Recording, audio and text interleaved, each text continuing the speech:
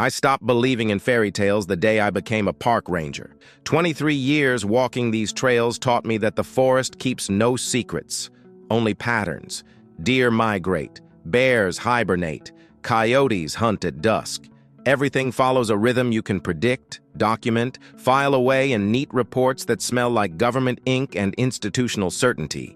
Until the winter of 2019, when I found the first cache. It was January. The kind of cold that turns your breath into ghosts and makes the pines creak like old ships.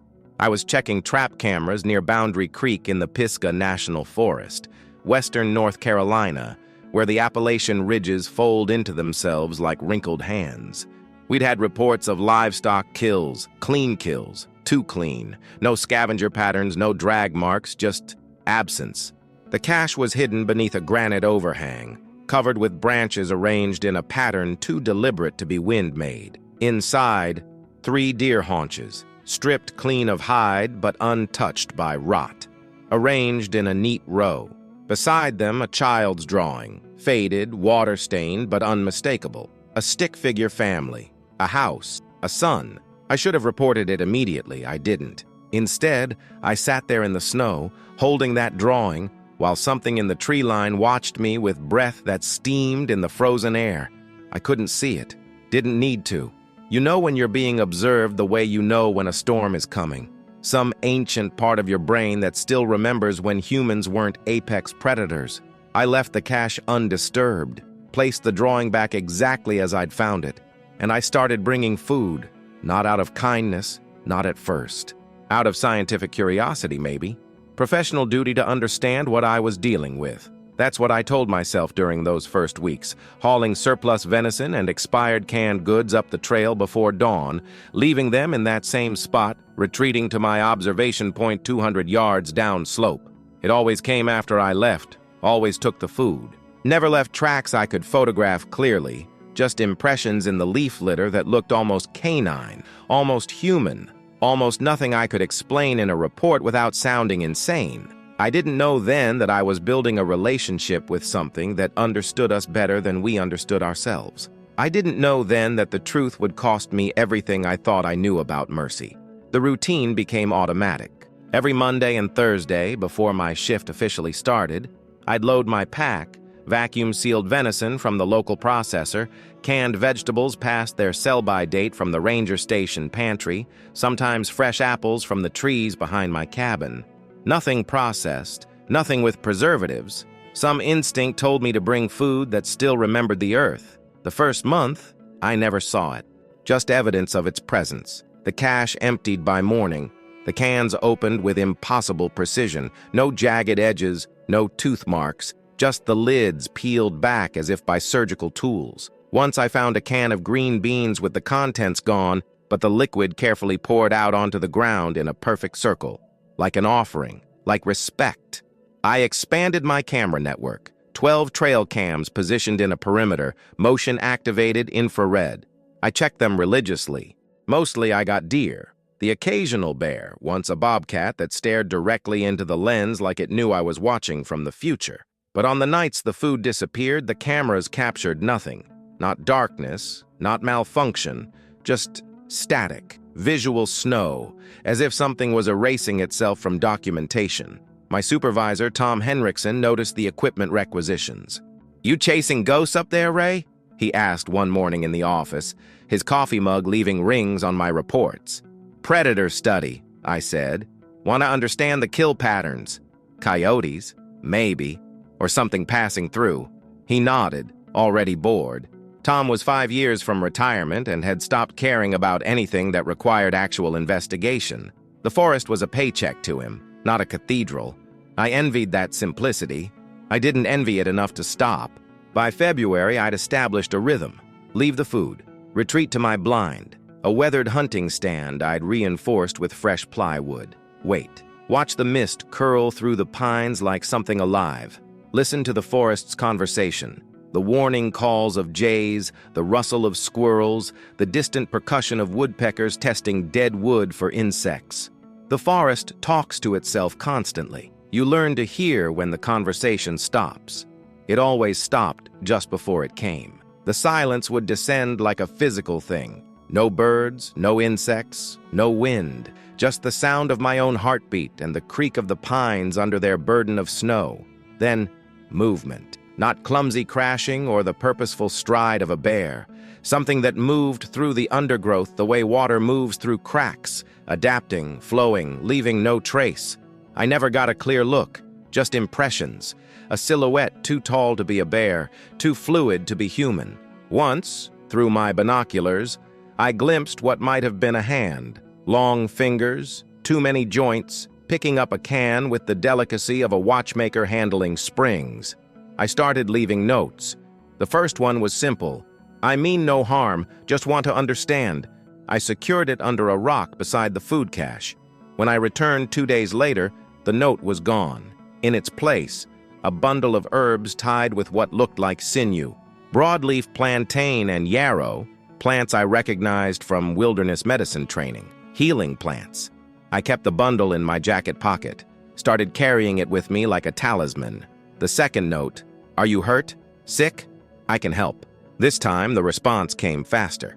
The note was returned to me, placed carefully on top of my next food delivery. On the back, in scratches that might have been made with a claw or a very crude tool, a single word, hiding. My hands shook as I read it, not from fear. From the sudden, vertiginous understanding that I was communicating with something that understood abstract concepts. That could write, that had reasons. I sat down in the snow, my back against the granite overhang, and stared at that word until my vision blurred. Hiding from what? From whom? I knew the answer before I asked the question. From us. The third note took me a week to compose. I wrote it a dozen times, crumpled each attempt, started over. What do you say to something that exists in the margins of the world? Something that has chosen invisibility over revelation. Finally, I settled on, "How long have you been here?" The answer came on a strip of birch bark, the letters carved deep enough to feel under my fingertips. "Always here. You just started looking." Below it, another line, "Your kind stopped listening long ago." I read those words sitting in my truck at 3 a.m., the heater blasting, the world beyond my windshield reduced to swirling snow.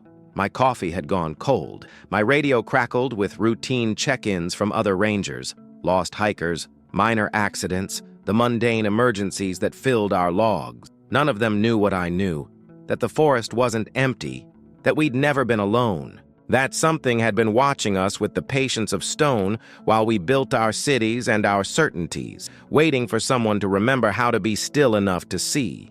I folded the birch bark carefully and placed it in my glove compartment next to my service weapon and the emergency flares I'd never had to use. Then I started planning what to bring next. Not just food anymore, an apology. March brought the thaw.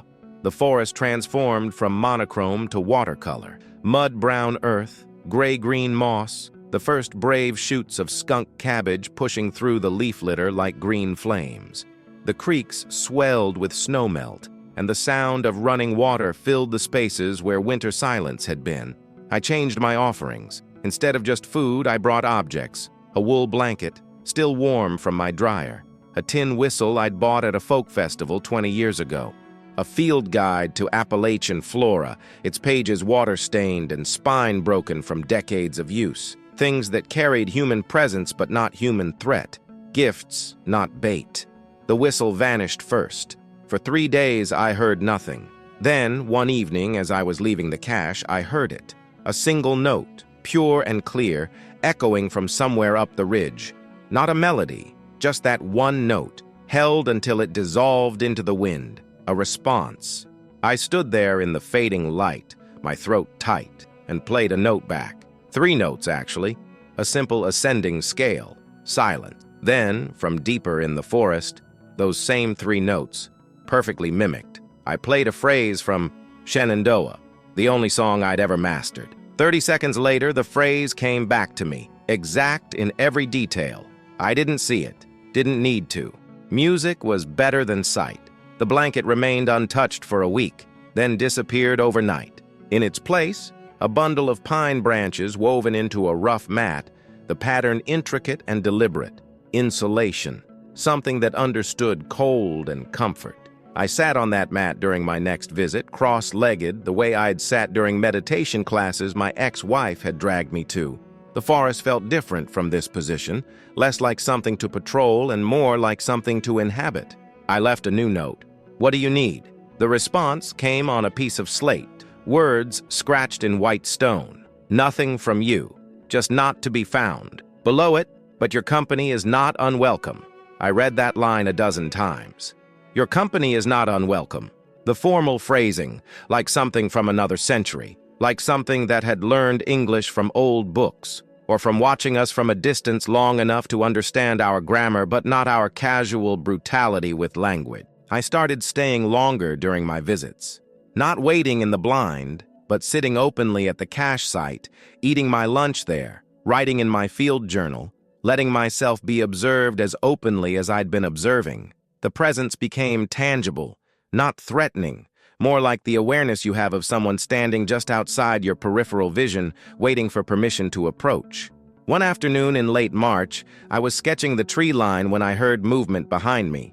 Not stealthy, deliberate, announcing itself. I didn't turn around. Every instinct screamed to look, but something deeper, something older, told me that direct eye contact would break whatever fragile trust we'd built. "I'm just drawing," I said aloud, my voice sounding absurdly casual. "The way the light hits the pines this time of day, it's beautiful." The presence moved closer. I could hear breathing, deep, controlled, not the pant of an animal, but the measured breath of something thinking. I kept sketching. "I've been a ranger here for 23 years, I continued, talking to the paper in front of me. "Thought I knew every inch of these woods, thought I understood how things worked. But you've made me realize I was just seeing the surface, just the parts we're allowed to see." A sound behind me. Not quite a growl, not quite a sigh. Something between acknowledgement and warning. "I won't tell anyone," I said. "I know what would happen if I did. They'd bring guns, tranquilizers, cameras. They'd turn this place into a circus, turn you into a specimen." Silence. Then a voice. Not human, not animal. Something in between. Like gravel rolling in a wooden box, like wind through a cave, but shaped into approximations of words. "You understand this?" The world tilted. My pencil fell from my hand. The logical part of my brain tried to categorize what I was hearing. Animal mimicry, like parrots, like crows, but the rest of me knew better. "Yes," I whispered. "I understand." "Good." Another long silence. Then, "Your kind hunts what it does not understand." "I know," I said. "I'm sorry for all of us, I'm sorry." Movement, retreating, not in fear but in completion. A conversation ended naturally. I sat there until the sun set and the temperature dropped and my hands were too numb to hold the pencil. When I finally turned around, there was nothing behind me but trees and shadows and the endless patient watching of the forest. But on a fallen log 5 feet away, placed with obvious intention, the child's drawing I'd found in that first cache, the stick figure family, the house, the sun, beneath it, scratched into the bark of the log. We remember being welcome once. I picked up the drawing with shaking hands. The paper was ancient, disintegrating at the edges. The crayon marks had faded to ghosts of color, but you could still see it. A child's hope rendered in primary colors. I looked up at the darkening trees. "You will be again," I said to the watching forest. "I promise you'll be welcome again." I didn't know then that some promises are impossible to keep. I didn't know then what my government would do when they learned the truth. It showed itself to me on a Tuesday in April, during the last hour before dawn. I'd arrived earlier than usual, 3 a.m. instead of my standard 5. Couldn't sleep. My neighbor's dog had been barking at something in the woods behind my cabin. That specific bark that means wrong and not just different. I'd gone to the cache site out of worry more than routine, carrying a thermos of coffee and the irrational conviction that something had changed. The food I'd left 2 days before was untouched. That should have been my first warning. In 3 months, the cache had never remained full. But there it sat. Vacuum-sealed venison, canned peaches, a loaf of fresh bread I'd baked myself, all arranged exactly as I'd placed them. I sat on the woven pine mat and waited, watching my breath turn silver in the beam of my headlamp. The smell reached me first, not unpleasant. Musky, organic, like wet dog and cedar and something else I couldn't identify.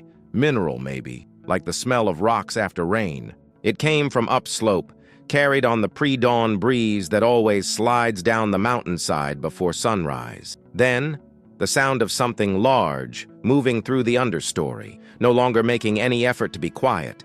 I killed my headlamp, let my eyes adjust to the darkness. It emerged from the tree line 30 feet away, moving on 2 legs.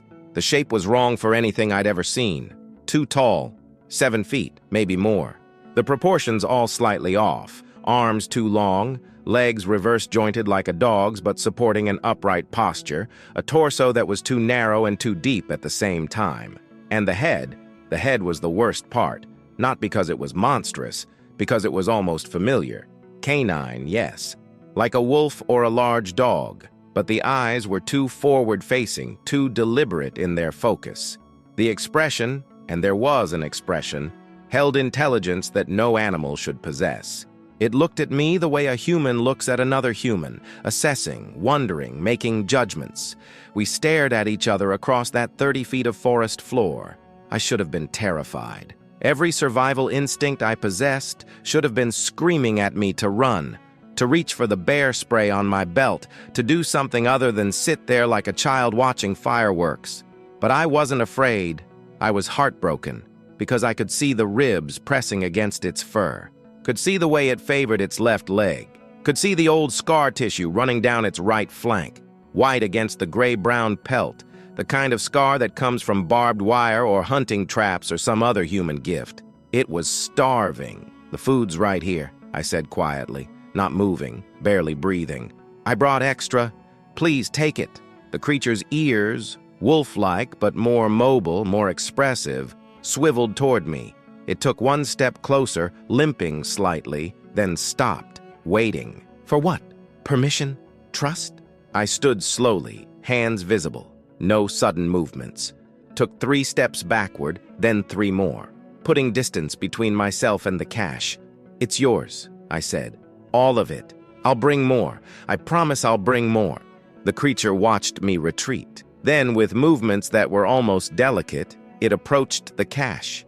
Knelt, and that was the strangest thing, watching it kneel like a person at prayer, and began to eat, not with the savage hunger I'd expected, carefully, deliberately, taking small portions, chewing thoroughly, pausing between bites as if savoring not just the food, but the act of eating without fear. I watched from my new position 40 feet away, my back against a pine tree, tears running down my face for reasons I couldn't fully articulate. It ate for maybe 10 minutes.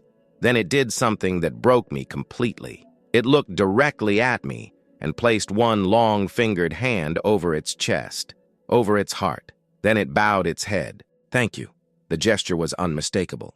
"Universal.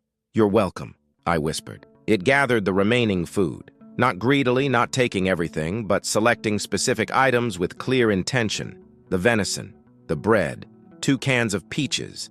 It left the rest, leaving the cache partially full, sharing, thinking ahead, planning for my next visit. Before it turned to leave, it picked up something from the ground near the cache, I couldn't see what, and placed it carefully on the pine mat where I'd been sitting. Then it was gone, melting back into the forest with barely a sound, moving with the fluid grace of something that had spent a lifetime avoiding detection. I waited until full sunrise before approaching. My legs were shaking. My coffee thermos lay forgotten somewhere in the leaves. The world had fundamentally changed in the space of 15 minutes, and I needed to understand what that meant. The object it had left was a bone, not from any animal I could immediately identify. Too large for deer, wrong shape for bear. It had been carved, intricate patterns spiraling around its length, geometric designs that might have been language or art or both. Beneath it, scratched into the dirt with what must have been a claw, clan gift. "You are trusted now." I picked up the bone with trembling hands. The carving was old, years old, maybe decades. The kind of work that takes endless time and infinite patience. A treasure, and it had given it to me. I sat there until Tom radioed to ask why I hadn't checked in for my shift. until the forest filled with morning bird calls and the normal sounds of the normal world that no longer felt normal at all. I was holding proof of something that shouldn't exist, and I had absolutely no idea what to do with that knowledge. I called in sick for the first time in 11 years, spent the day in my cabin with every curtain drawn, the carved bone on my kitchen table, my laptop open to academic databases I'd never thought to access before, cryptozoology forums, anthropological journals, historical accounts of wild men in Appalachian folklore. Every rabbit hole led to another, and each one felt simultaneously insane and perfectly reasonable. The bone was real. The creature was real. Everything else was negotiable. By evening, I'd compiled a document. Dates, observations, patterns, scientific notation, the kind of thing that could be evidence or could get me committed depending on who read it. I encrypted the file, backed it up to 3 different cloud services, then deleted it from my hard drive and sat in the dark, wondering if I'd just made the worst mistake of my life. My phone rang at 8 p.m. Tom. "You sound healthy enough," he said. "What's really going on, Ray?" "Just needed a day. Personal stuff. Personal stuff that has you checking wildlife databases and cryptid forums from your home IP. It flagged your activity. Thought you should know before someone higher up notices." My blood went cold. "You tracking my internet?" "Not me. Homeland Security Protocol. Post 9/11 bullshit that never went away. Any ranger showing anomalous research patterns gets flagged." He paused. "So what are you looking for up there, Ray? And don't say coyotes." I stared at the bone on my table, at the geometric patterns that might be language, at the proof I couldn't share and the secret I couldn't keep. "If you found something," I said carefully, "something that would change everything people think they know about these mountains, would you report it?" Long silence. "Depends," Tom said finally. "Would reporting it help or hurt what I found?" "Hurt. Definitely hurt. And I'd probably keep my mouth shut and let it live its life." Another pause. "Whatever it is." "Thanks, Tom. Don't thank me. Just be careful. There are people in this agency who see the forest as resources waiting to be extracted. You start talking about something new and undocumented, they won't see a mystery. They'll see a commodity." He hung up. I sat in the dark for another hour, then made a decision I'd been avoiding since sunrise. I needed to warn it. The next morning, I went to the cache site with no food. Just a note, written in clear block letters on waterproof paper. "People know I'm looking for something. They're watching me now. I need to stop coming here. For your safety. I'm sorry." I placed the note under a rock, the carved bone beside it, returning the gift, the way you return something precious when you're no longer worthy of holding it. I was 50 yards away, heading back to the trail, when I heard movement behind me. Fast movement, deliberate. I turned. It stood at the cache site, holding my note, head tilted in what looked like confusion or concern. In daylight, I could see details I'd missed in the darkness, the silver threading through its pelt, the way its eyes caught the light with an almost reflective quality, the worn patches on its hands that spoke of labor and survival. It looked from the note to me. Then it did something I'll never forget. It walked toward me, not threatening, not cautious, just walked like a person approaching a friend. I stood my ground, every muscle locked, my heart hammering against my ribs. It stopped 6 feet away, close enough that I could smell that cedar and rain scent, could see the individual hairs of its pelt, could watch its chest rise and fall with measured breath. It tapped the note, then tapped its own chest, then pointed at me, then pointed back up the mountain toward the deeper forest where no trails went. The meaning was clear. "Come with me." "I can't," I said. "If I disappear into the woods, they'll send search parties. They'll bring dogs and helicopters and—" It made a sound, not a growl, a grunt of frustration maybe, or understanding. Then it held up one finger, actually held up one finger in the universal gesture for wait, and turned back to the cache site. It picked up a stick, used it to scratch marks in the soft earth. I approached slowly, respectfully, and looked at what it had written. "Not alone. Others come soon. Need you to understand before." "Others?" I asked. "More of your kind?" It nodded, actually nodded, then scratched more marks. "Dying. We are dying. Your kind did this. The words hit me like a physical blow. How? What did we do? It scratched rapidly, the stick moving with urgent precision. Poison in water. Sickness from your smoke. Nowhere left that doesn't hurt.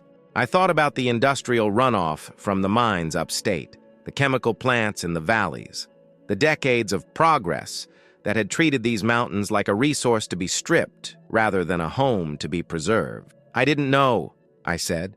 I swear I didn't know you were here. None of us did.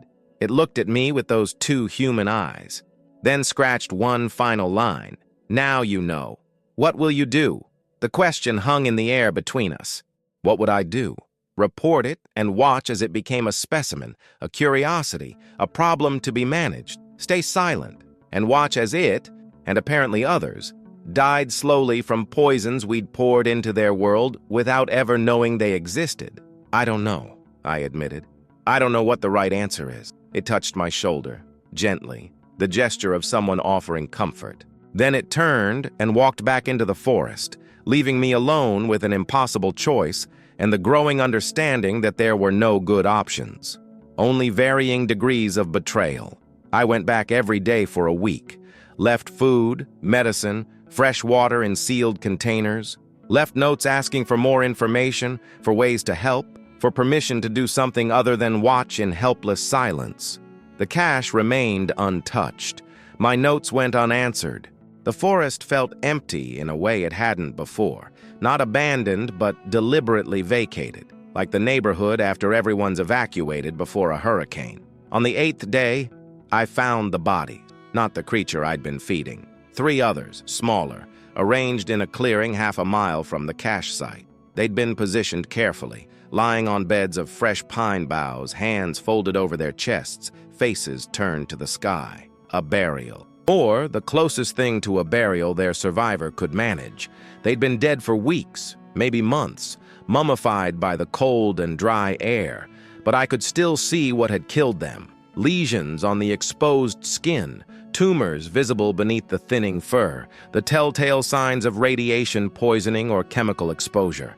I knelt beside them in that clearing, my hands over my mouth, trying not to vomit from grief and guilt. They were children, smaller than the adult I'd met.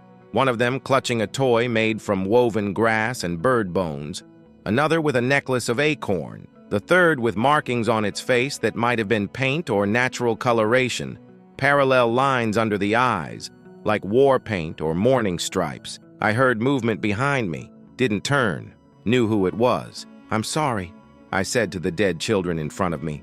"I'm so sorry." The adult moved closer, knelt beside me.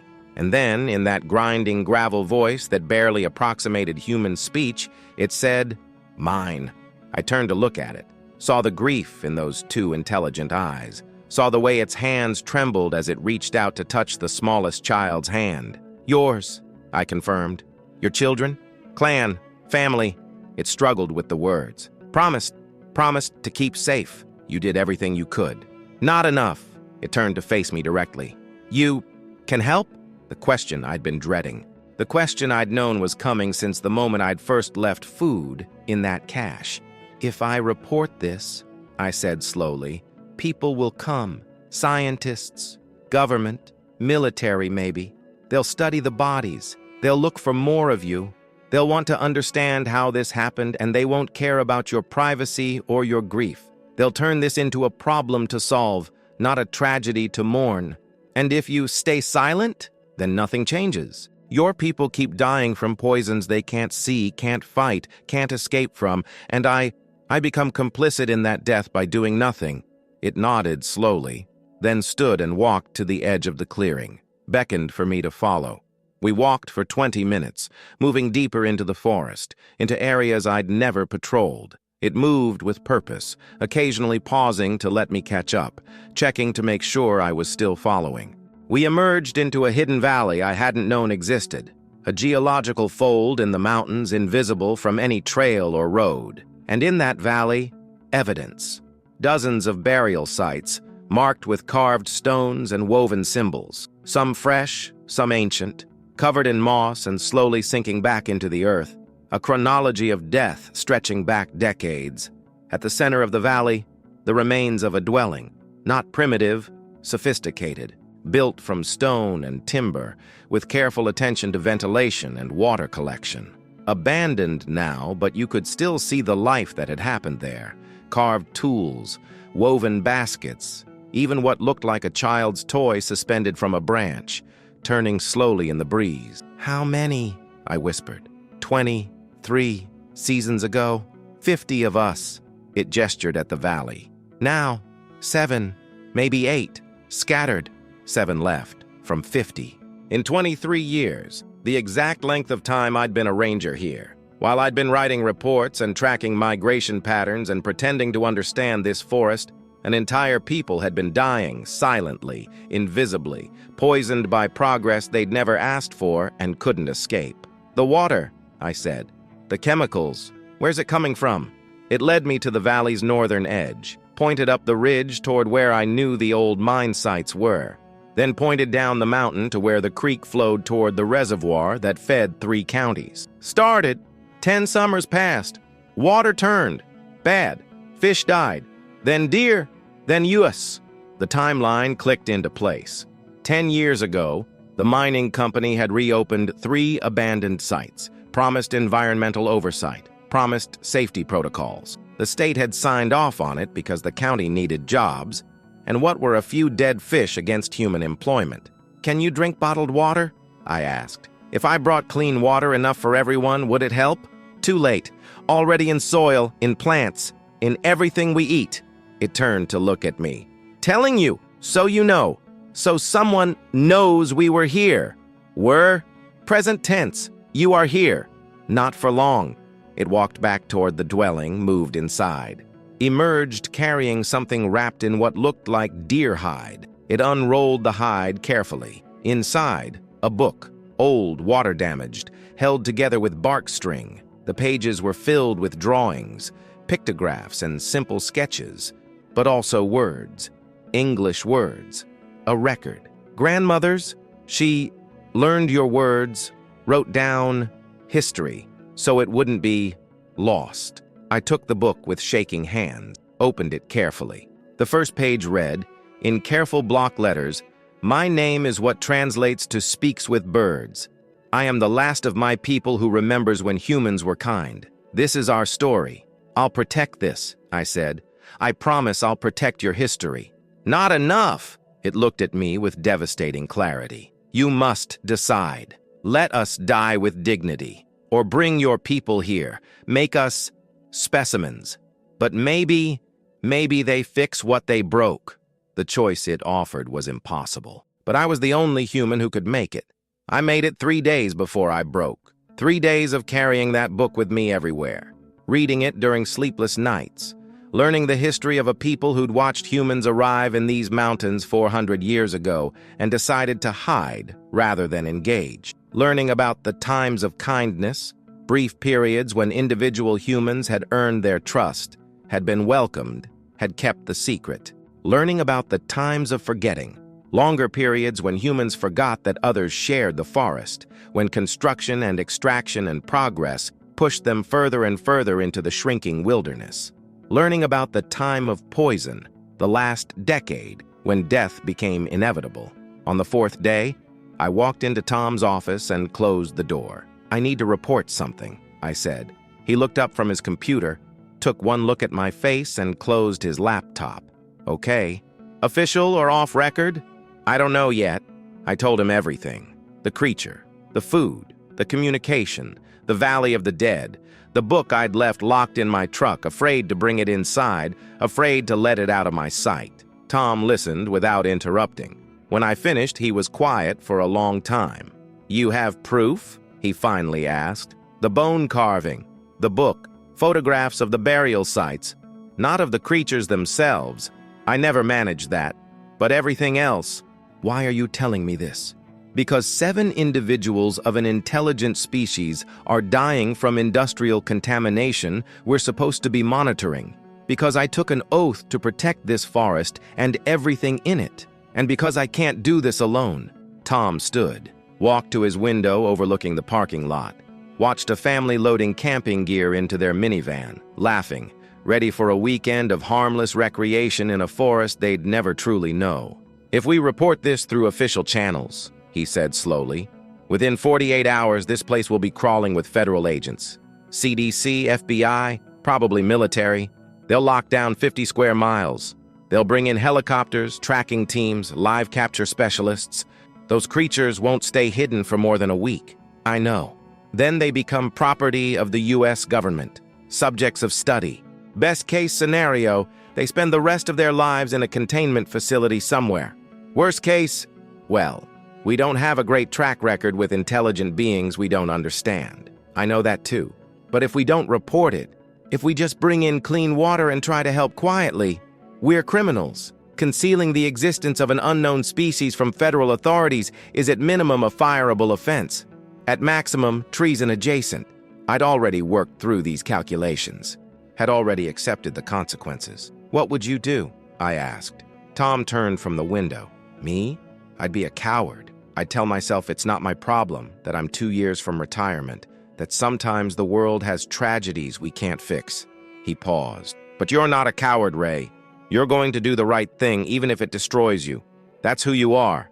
What's the right thing? Hell if I know." He sat back down, pulled out a legal pad, started writing.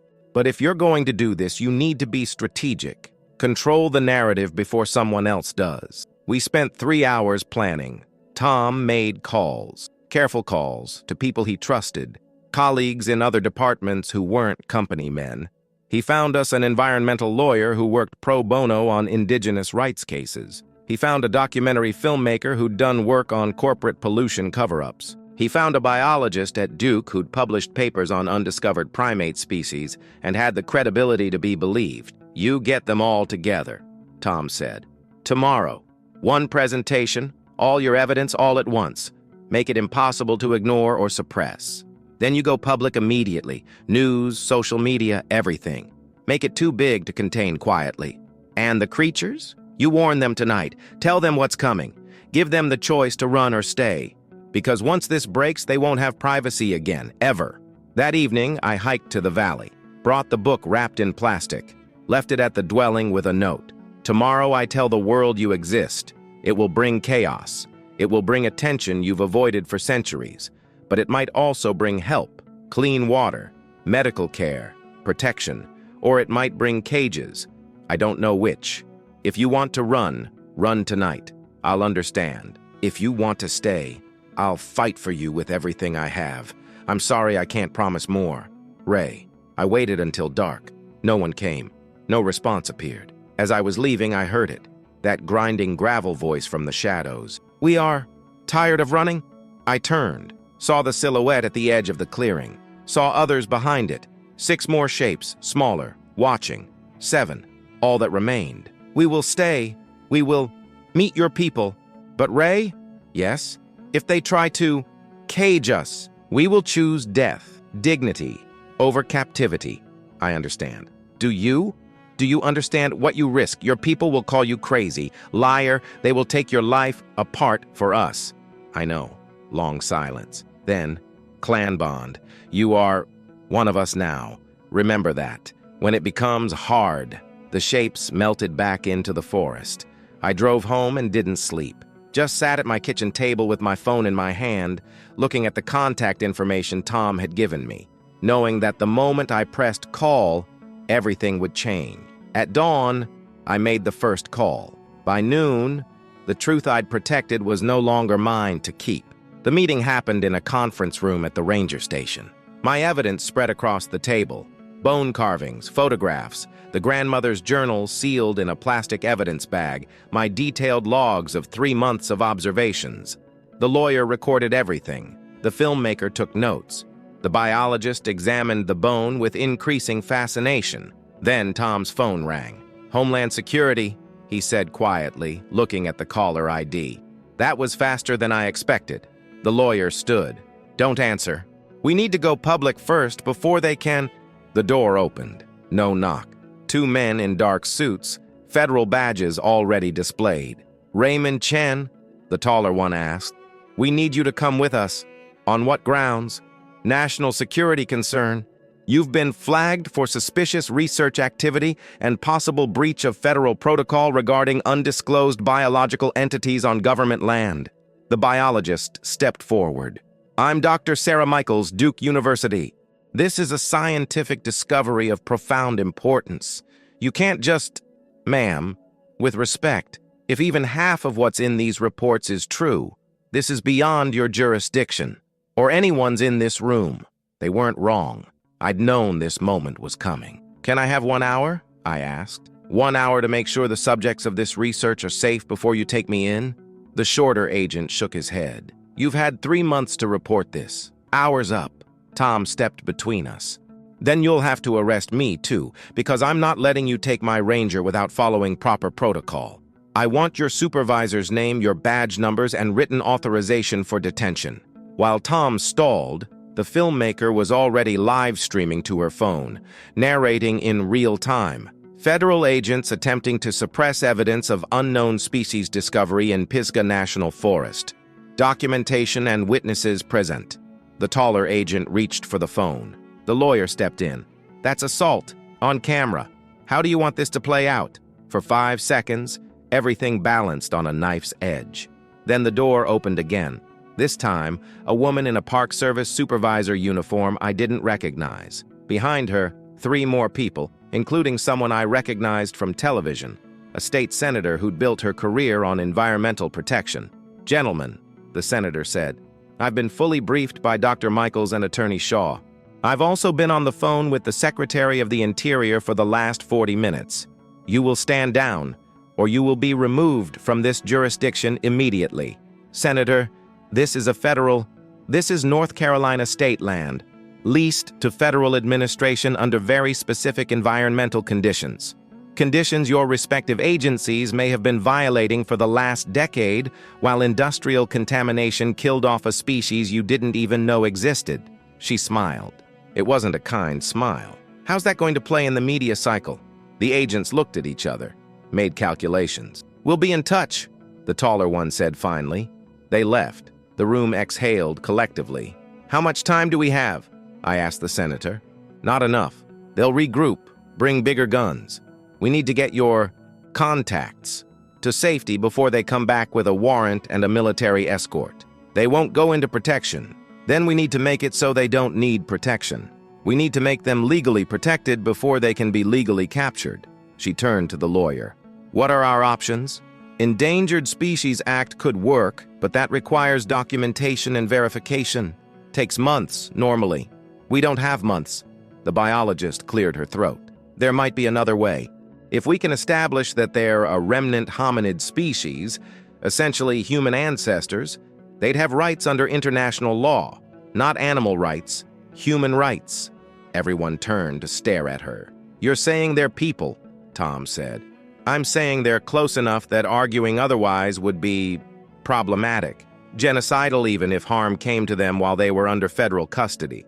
The lawyer started nodding. That could work, but we'd need proof, DNA, physical examination, documented evidence of tool use, language, culture.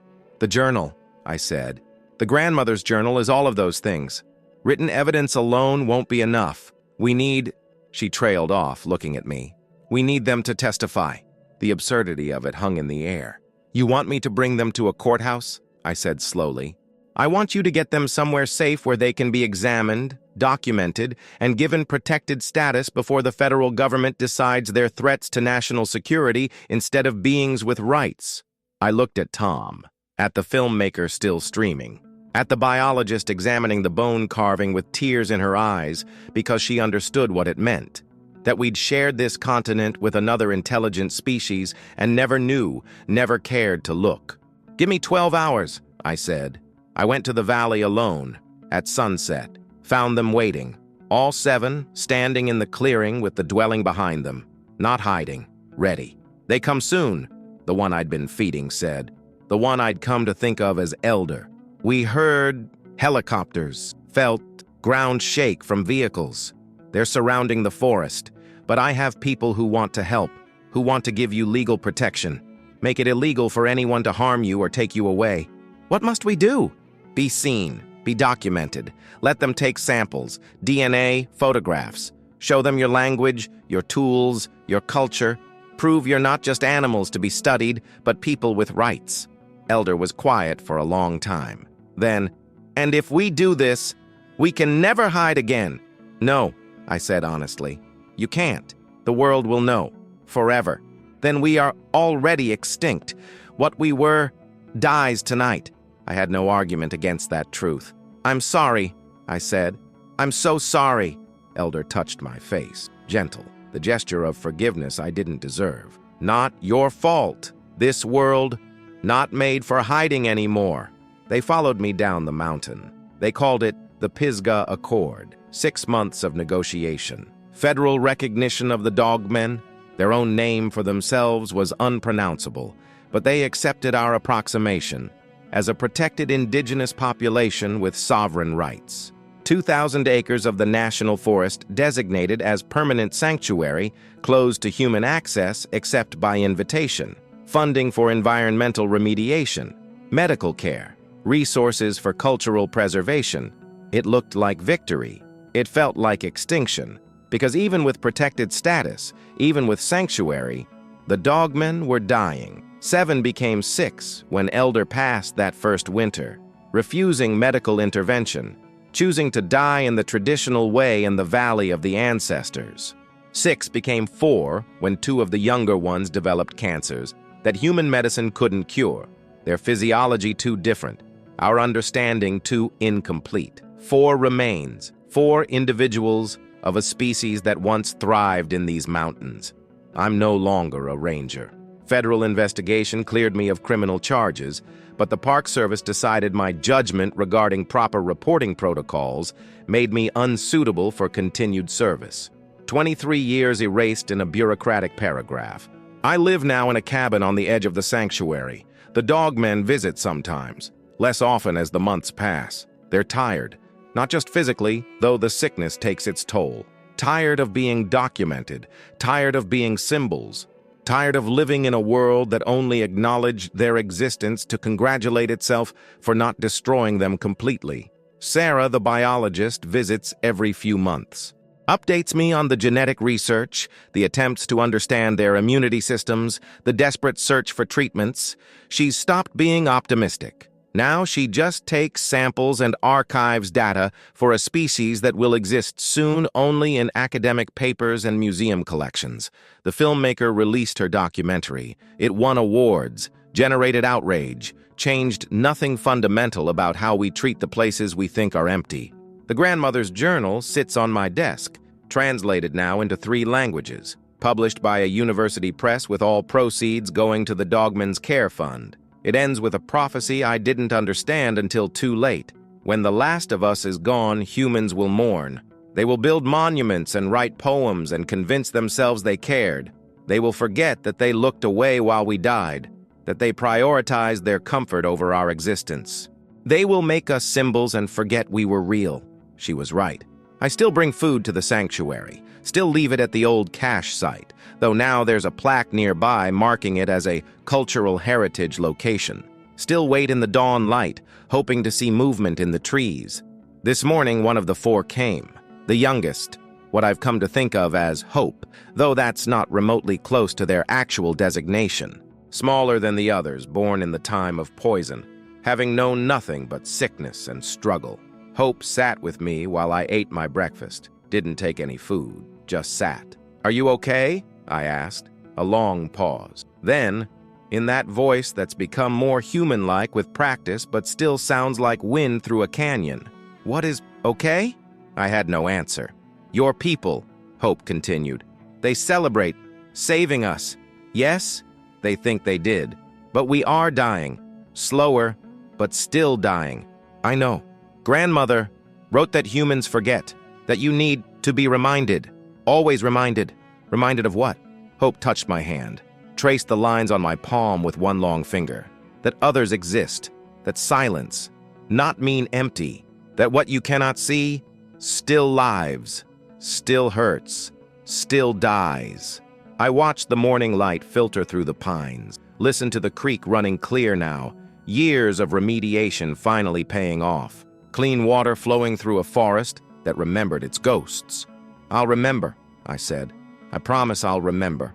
Not just you, all of you. That is the price for knowing."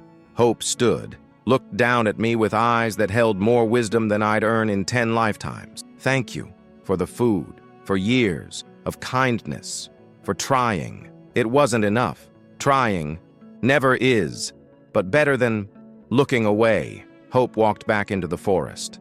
I watched until the shape disappeared into the shadows, wondering if that would be the last time. Wondering if next week or next month I'd come to the sanctuary and find only silence.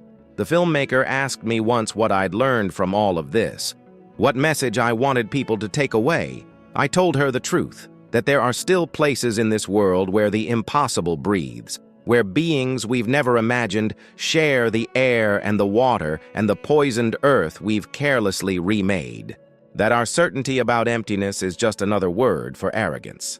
That every forest, every ocean, every dark place we've convinced ourselves is conquered might be hiding something that watches us with patient eyes and asks nothing except to be left alone. And that when we finally notice, when silence can no longer hide those others from our restless need to know, we face a choice that defines who we are. We can make room, can step back, can accept that the world is larger and stranger and more worthy of protection than our economies and our progress and our comfortable myths about dominion. Or we can do what we've always done: document, classify, extract, consume, and then mourn when there's nothing left but photographs and guilt. 4 left, maybe 3 by winter, maybe none by next spring, and when they're gone, we'll build monuments. We'll tell ourselves we cared. We'll forget that the world tried to speak to us in a language of silence, and we only learned to listen when it was already screaming. There are still places where the world resists in silence. There are still beings who remember when we were kind. There are still choices we can make before every wild thing becomes a memory. But the window closes a little more each day, and some truths once lost can never be recovered, only mourned by the species too arrogant to save what it never bothered to see.